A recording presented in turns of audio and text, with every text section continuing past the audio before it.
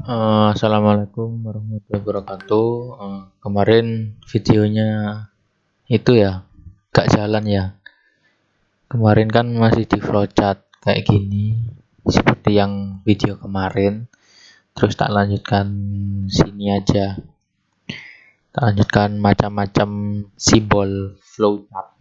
Nah, ini simbol input dan output ini digambarkan sebagai jajar genjang. Ini simbol input dan outputnya ini. Contohnya kayak gini, baca jam dan tarif upah. Atau kalau yang di atas ini kayak gini. Nah, ini kayak ini. Ini contohnya, ini simbol untuk input ataupun output. Terus yang ini gambar persegi, ini adalah simbol untuk proses. Hitung upah kotor, hitung nilai ini, operasikan ini. Nah, itu proses itu. Kalau yang ini lingkaran kecil ini penghubung keluar ke atau masuk dari bagian lain flowchart di halaman yang sama. Jadi kalau flowchartnya terpisah maksudnya halamannya gak cukup, terus mau ditaruh di samping itu harus pakai ini. Pakai apa itu? Lingkaran kecil ini. Nah, terus anak panah ini menghubungkan alurnya. Jadi ini yang menghubungkan tiap simbol yang ada di sini. Terus ini penjelasan ini biasanya ada di simbol, di sampingnya simbol proses ini. Kalau ada yang kurang jelas atau ingin ditambahkan pakai simbol ini. Terus yang ini simbol keputusan ini contohnya ya. Ini arahnya ini bercabang. Jadi alurnya hanya simbol keputusan saja yang bisa bercabang. Kalau misalnya kayak ini ya, apakah A kurang dari B? Kalau A kurang dari B itu ke bawah, ya. Terus apakah A sama dengan B? Kalau A sama dengan B, alurnya ke kanan, misal. Terus apakah A lebih besar dari B? Kalau A lebih besar dari B, alurnya ke kiri. Itu ya. Kok sesuai lah ya. Terus kalau ini nih jarang dipakai. Terus ini pemberian harga awal atau apa namanya ya, konstanta lah gitu ya, pakai ini. Terus ini tuh oval. Simbol oval ini untuk start dan stop. Tapi kalian kalau pakai bahasa Inggris ya stopnya pakai bahasa Inggris. Jadi start sama stop. Kalau pakai bahasa Indonesia ya mulai sama akhir gitu ya, harus konsisten. Terus ini jarang dipakai, jarang dipakai.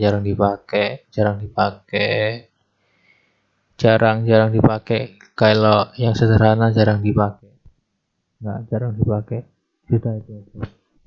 Terus kita masuk ke modul 2 perintah kondisional. Nah, ini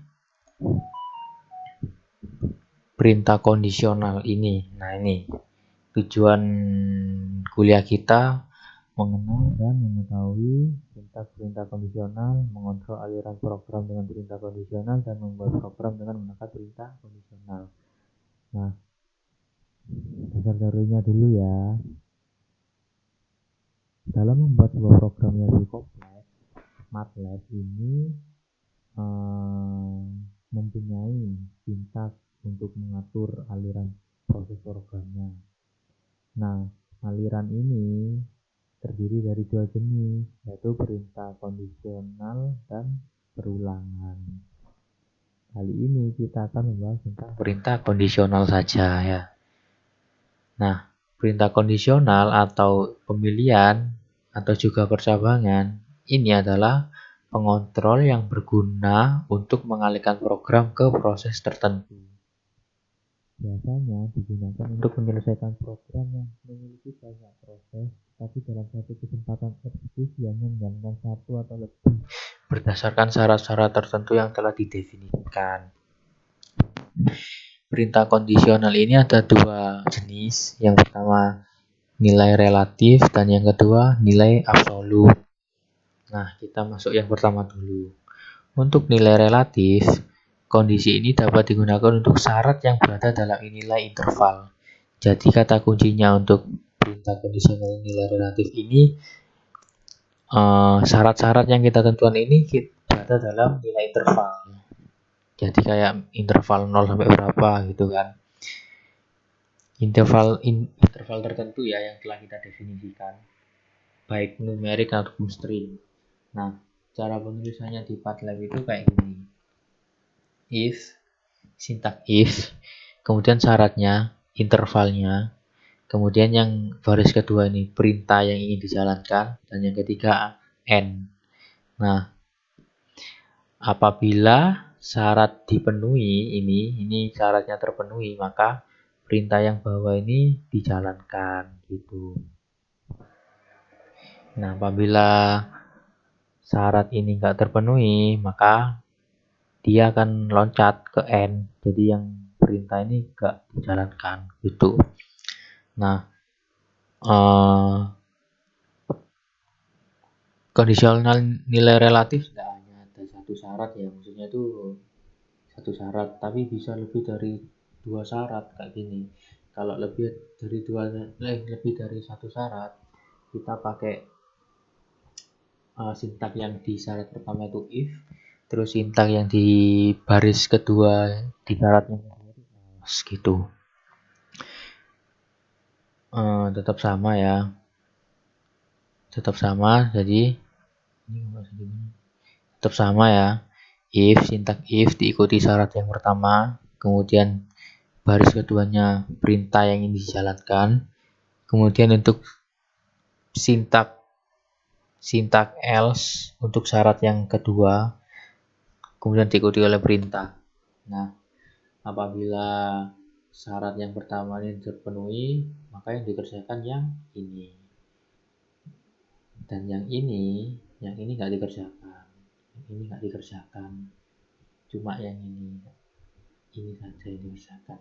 Kalau yang ini nggak terpenuhi, ini nggak dijalankan. Terus kalau ini yang terpenuhi, berarti ini yang dijalankan. Ya, ini yang dijalankan. Kalau dua-duanya nggak terpenuhi, ya udah langsung loncat ke n gitu. Nah, untuk banyak lebih dari dua if, pakainya kayak gini. If, elif sampai seterusnya, dan yang syarat yang terakhir pakai else gitu. Sama. Jadi kalau sama kayak di atas, kalau syarat satu terpenuhi ya yang dikerjakan perintah yang di syarat satu, syarat yang lainnya di skip. Tapi kalau syarat satu nggak terpenuhi, ya lihat syarat dua. Kalau syarat dua terpenuhi ya langsung dikerjakan. Yang di bawahnya syarat 3 dan seterusnya nggak dijalankan. Terus kalau syarat 2 nggak terpenuhi juga, ya syarat 3 dicek. Kalau ia memenuhi, maka ia dieksekusi, dikerjakan. Kalau enggak, ya lanjut ke perintah yang terakhir ini. Kalau perintah yang terakhir ini memenuhi, ya langsung dikerjakan. Tapi kalau nggak memenuhi, jadi langsung loncat ke n gitu. Berarti tidak ada yang memenuhi gitu ya. Terus untuk kondisional nilai absolut, nah kalau absolut ini kita nggak pakai interval, tapi kita pakai satu nilai mutlak gitu loh, syarat mutlak gitu. Nah, ini kan syarat dengan nilai yang tidak berada dalam interval tertentu. Nah, ini kata kuncinya. Terus untuk sintaknya berbeda ya. Kalau yang absolut ini kita pakai switch, kemudian variabelnya, misal switch variabel x. Nah, sintak selanjutnya itu case, pakai case, dan ini syaratnya, syarat yang pertama, value-nya, nilainya berapa x itu. Kemudian diikuti oleh perintah-perintah. Kemudian yang terakhir pakai otherwise. Jadi kalau misalnya ada 5 case, jadi case 1, case 2, case 3, case 4, kemudian case 5 dan otherwise gitu. sama kayak di atas. Jadi kalau yang memenuhi ini ya yang dikerjakan ya ini. Kalau yang memenuhi syarat value 1 yang dikerjakan ya case yang pertama gitu. Kalau nggak ada yang memenuhi dan yang memenuhi hanya otherwise, ya perintah yang di sini yang dikerjakan. Tapi kalau nggak ada yang memenuhi dari case awal sampai otherwise, ya loncat ke end gitu ya. Kita langsung masuk ke contoh soal aja ya. Ini aku tak copy aja wis.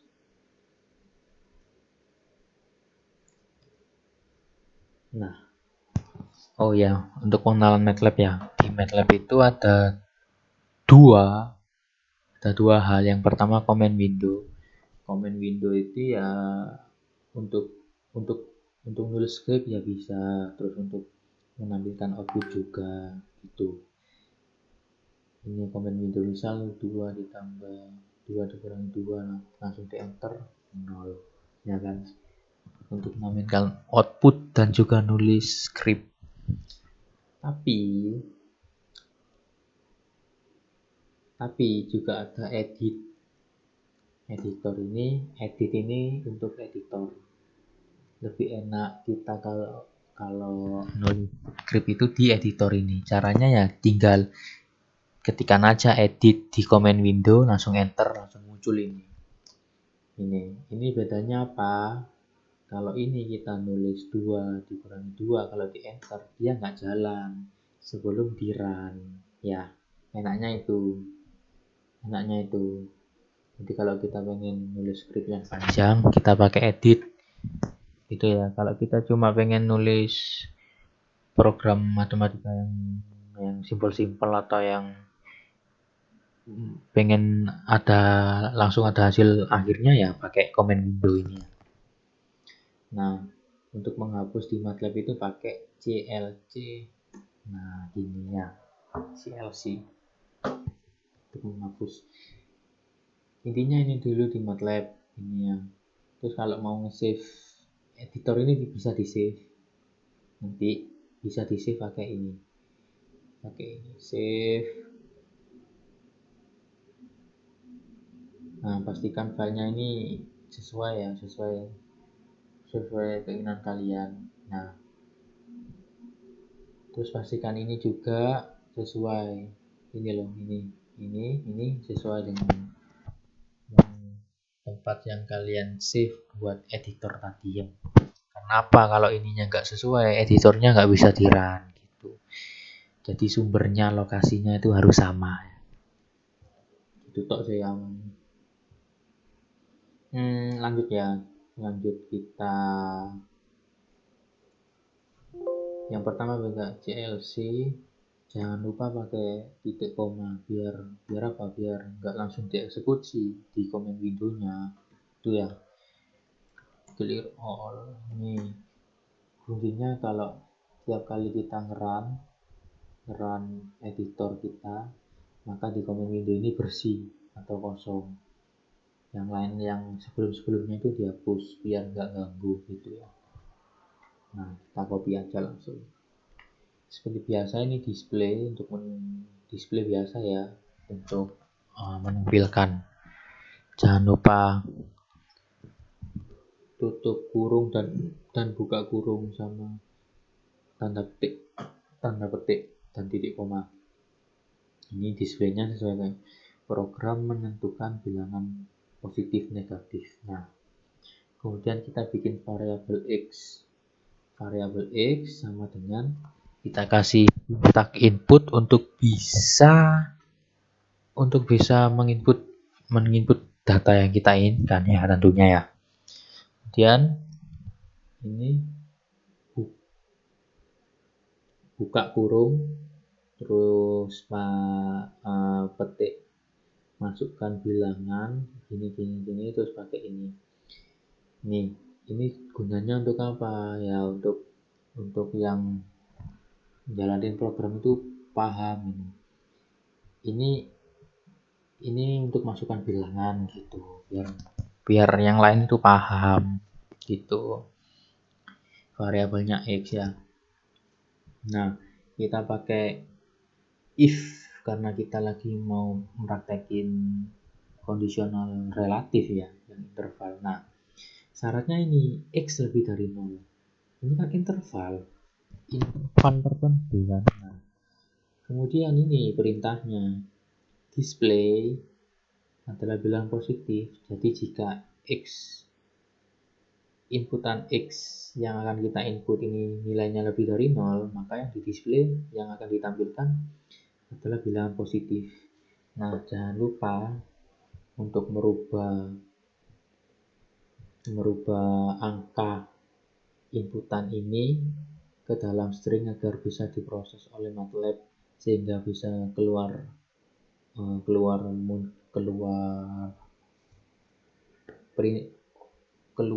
display adalah bilangan positif yang string pakainya 62 str variabel X. Penulisannya kayak gini, jangan sampai salah ya, penulisannya kayak gini lah ya. Kemudian untuk syarat yang kedua, else, berarti selain X lebih dari 0, maka ia adalah bilangan negatif dan N. Kita coba kita pakai ini aja ya, run and advance, karena aku nggak mau nyimpen. Kalau kalian mau nyimpen dulu file ini, disimpan dulu, terus mau ngeran pakai run. Kalau nggak mau nyimpen pakai ini. Nah, masukkan bilangan, misal 2. Nah, dia adalah bilangan positif yang dikerjakan yang syarat pertama. Terus misal kita masukkan min 2, dia adalah negatif yang dikerjakan yang else syarat kedua. Bagaimana kalau 0? Loh, dia kok negatif? Ya karena perintahnya kurang gitu. Tinggal kita modif aja. Kita modif if else ya enggak, else if ya lupa aku, else if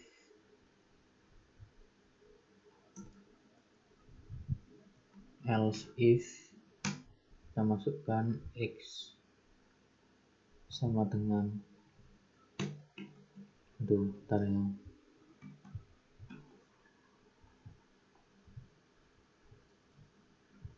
X sama dengan 0, itu kita display, kita copy aja, tinggal copy aja, gak rumit ya, display bilangan 0 ya, 0, kemudian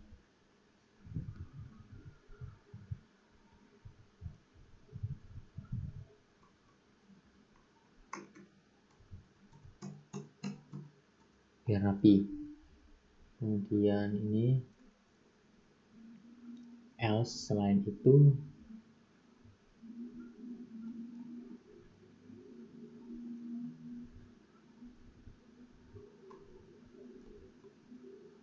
biar rapi aja sih.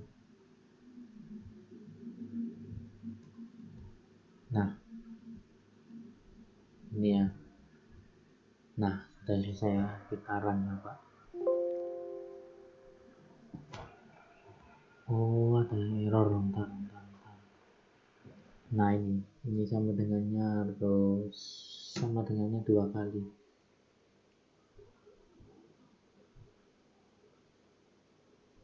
Sama dengannya harus 2 kali. Bentar. Nah, what the hell? Bentar. Gini aja.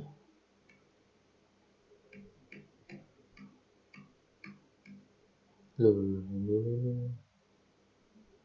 Nah, kita copy dulu.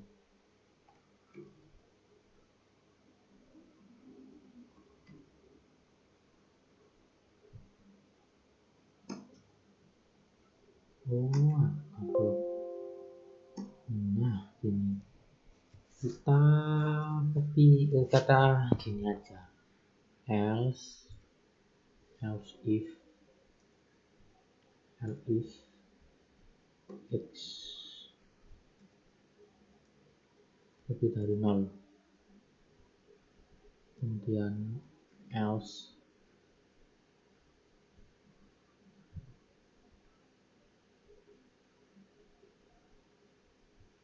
mana tadi, nah ini else nggak perlu, berarti nggak perlu, maksudnya selain positif dan negatif, jadi yang ketiga adalah ya 0, bilangan 0 langsung. Nah, min 2 itu negatif, kalau 2 itu positif, dan kalau 0 itu 0. Nah, ini kayaknya kita modifikasi ya, kayak gini. Ya. Terus kita lanjut. Nah, ini kalau bikin editor baru tinggal plus ini. Kita latihan yang ini, yang case.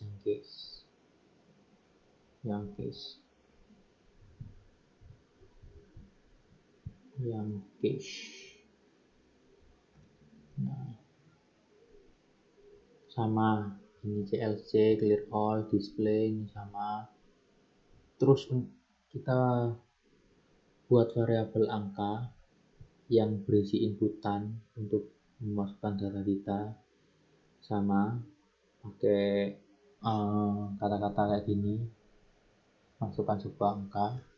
Kemudian kita pakai syntax switch, kemudian variabel angka, terus case-nya. Nah, ini value-nya berapa angkanya, kita tentukan 1, 2, 3, 4, 5 atau 1, 3, 5, 7, terserah. Jadi ini nggak harus huruf ya, terserah value-nya berapa, terserah kalian value-nya, bisa 1, 4, 10 atau berapa gitu ya, terserah kalian.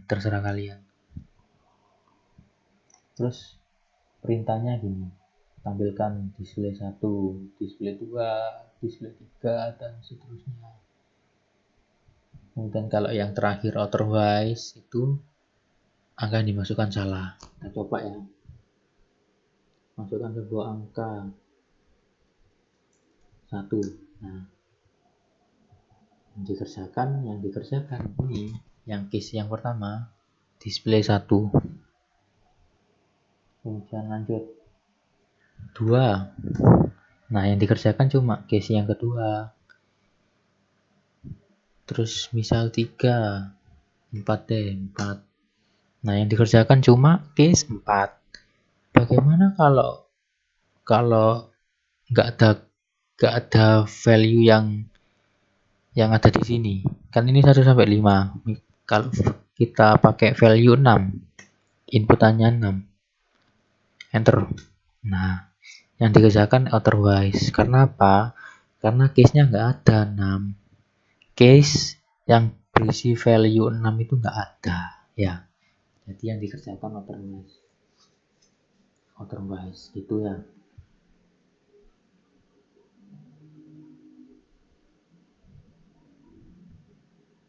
Coba lagi 20. Nah, nggak ada. Nah, kalau bedanya relatif sama absolut, kalau direlatifkan, kalau syarat yang di sini nggak ada yang terpenuhi, maka nggak ada yang dikerjakan ya.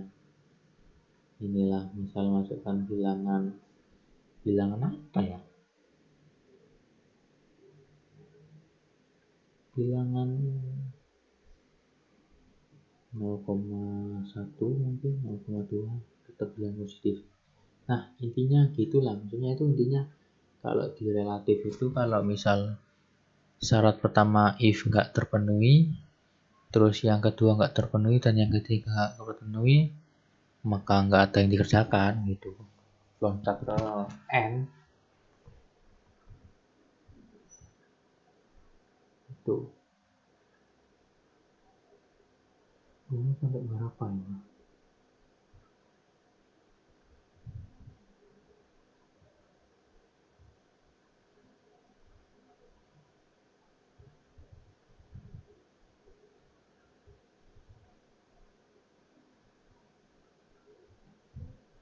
Maaf, lupa. Maaf salah. Kalau if ini syarat satu, if sampai syarat di atas else nggak ada yang terpenuhi, yang dikerjakan ya yang else. Ini kalau yang apa itu yang absolut, kalau case 1 sampai 5 ini nggak ada yang terpenuhi, yang dikerjakan ya otherwise ini ya. Gini ya.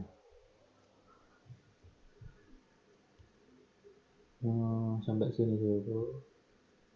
Terus ini dibuat latihan ya. Mana? Ini buat latihan. Di screenshot ya. Ini juga semuanya. Pokok 3 ini dibuat latihan. Terus sama tugas yang kemarin yang udah tak kasihkan itu ditaruh di laporan di bagian tugas, penyelesaian tugas. Udah ya. Itu ya. Udah, terima kasih.